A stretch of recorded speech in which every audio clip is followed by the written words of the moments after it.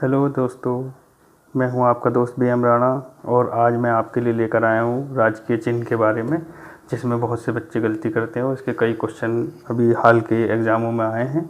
और इसमें कभी जो पार्टिसिपेट्स हैं वो गलती कर जाते हैं। इसे कोई मामूली चीज़ समझकर वो इसमें ज़्यादा ध्यान नहीं देते। और सबको ये तो पता है कि ये कहाँ से लिया गया है नेशनल चिन्ह और इसमें क्या है, इस पर ज़्यादा बारीकी से जो है बच्चों को पता नहीं।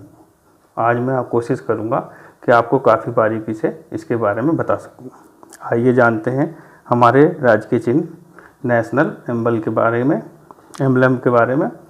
तो देखते हैं आपको क्या पता है और मैं क्या नया बता पाता हूं। तो जैसा कि आप सभी को पता है कि हमारा राजकीय चिन्ह, ये 3 शेर की जो मूर्ति है ये दिखाई दे रही है आपको। एक चित्र मैंने लगाने का प्रयास करा है, तो ये है। इसमें ये चिन्ह कहाँ से लिया गया है और कौन इसका जन्मदाता है, आइए इसको देखते हैं। ये हमारा राजकीय चिन्ह 3री शताब्दी ईसा पूर्व, 3री शताब्दी ईसा पूर्व में मौर्य साम्राज्य के अंतर्गत सम्राट अशोक, 3री शताब्दी में सम्राट अशोक ने कई स्तंभ लेख अपनी राजज्ञाएँ पूरे राज्य में प्रचारित करने के लिए लगवाई। 14 राजज्ञा भी हैं इनकी और साथ इसमें कई सारी आज्ञा हैं जो इनके सम्राट अशोक के लेसन में आपको पूर्णतः बताई जाएगी। परंतु यहाँ पर जानने योग्य जो है इनके 2 स्तंभ लेख, जो एक तो रांची और दूसरा सारनाथ। रांची पड़ता है मध्य प्रदेश में और सारनाथ, देखिए, एक तो ये 4 सिंहों वाली जो मूर्ति का जो स्तंभ है, एक तो सांची में पड़ता है, सांची ये मध्य प्रदेश में पड़ता है, और दूसरा सारनाथ ये पड़ता है हमारे वाराणसी उत्तर प्रदेश में। हमारे जो ये सारनाथ का जो स्तंभ लेख है, जो शीर्ष मूर्ति है, ये सारनाथ वाले को राज्य के चिन्ह के रूप में लिया गया है। इसी में ये अशोक चक्र है और इसी को राज्य के चिन्ह के रूप में मान्यता मिली है। यह जो चिन्ह है एक उल्टे कमल पर, मूलतः जो चिन्ह है सारनाथ वाला, इसमें 4 सिंह हैं। ये चारों आपस में पीठ लगाए हुए हैं, एक पीछे है जो दिखाई नहीं देता है। ये एक उल्टे कमल पर बना हुआ है। ये कमल का आकृति है लगभग, ये उल्टे कमल पर बना हुआ है। उल्टे कमल पर 4 सिंह पीठ से पीठ सटाए चारों दिशा में खड़े हैं, 4 दिशाओं का प्रतीक है।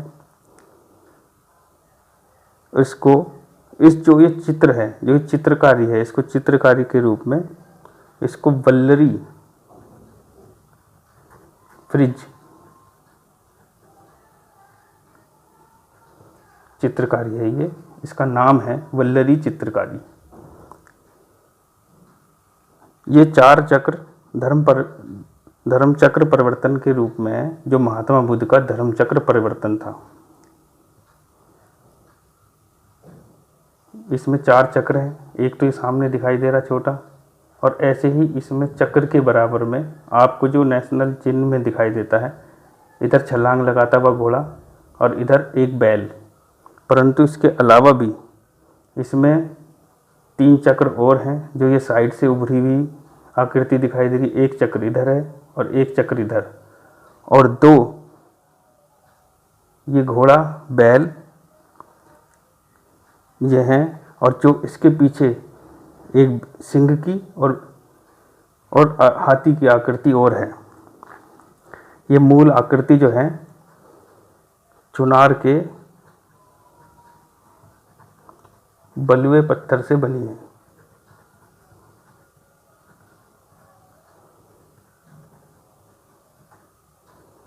चुनार के बलुए पत्थर से पूरा स्तंभ बना हुआ है। इस स्तंभ की लंबाई कम से कम 35 से 50 फुट के लगभग है,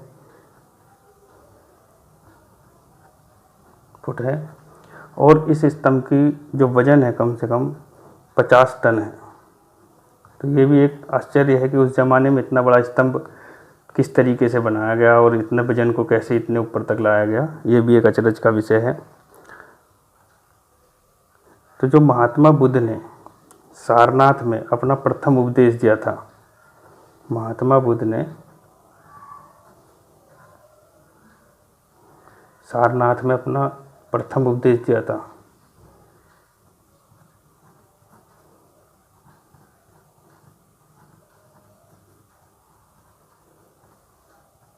उसे धर्म चक्र परिवर्तन के नाम से जाना जाता है। धर्म चक्र परिवर्तन के नाम से जाना जाता है।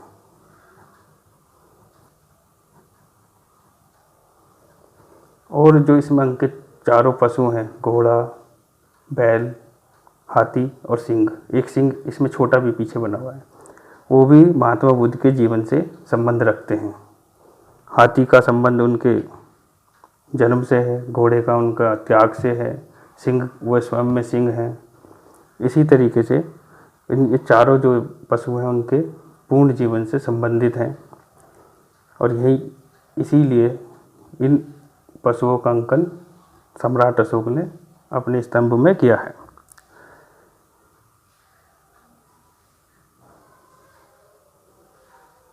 जो हमारा राज्य के चिन्ह है उसको 26 जनवरी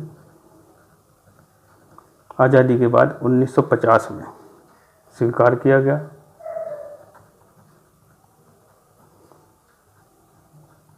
राज्य के चिन्ह के रूप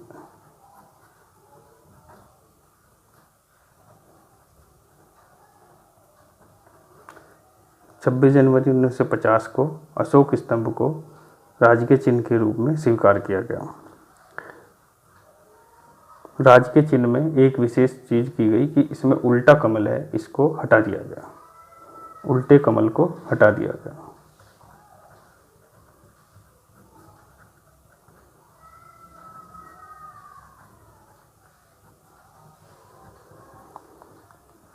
और इसके नीचे एक शब्द वाक्य लिखा हुआ है, सत्यमेव जयते, सत्यमेव जयते। ये इसमें नहीं था, ये इस स्तंभ में नहीं था, इसको जोड़ा गया राज्य चिन्ह में। हमारे जो उपनिषद हैं उसमें एक उपनिषद का नाम है मंडूक उपनिषद, मंडूक उपनिषद। मंडूक उपनिषद से एक वाक्य, जो वाक्य लिया गया सत्यमेव जयते, अर्थात सत्य की हमेशा जय हो, कि ही विजय हो, या जय हो या विजय हो। और ये देवनागरी लिपि में लिखा गया है।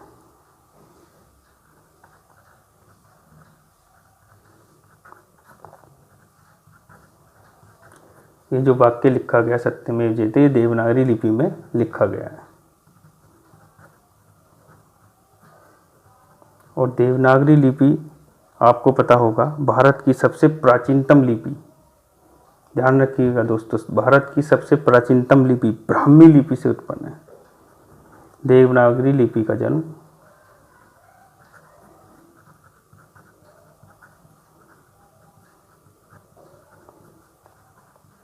भारत की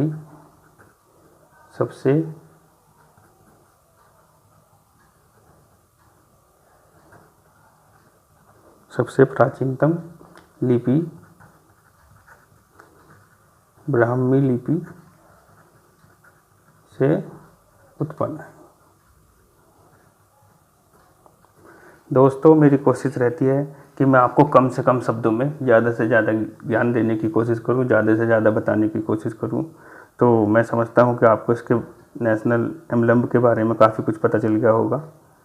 तो और जो कुछ इसमें छूटा होगा तो मैं आगे कोशिश करूंगा कि वो आपको बता सकूं। आप मेरे जो है इस वीडियो को शेयर, लाइक, कमेंट ज़रूर करें और मेरे चैनल को सब्सक्राइब करें। धन्यवाद।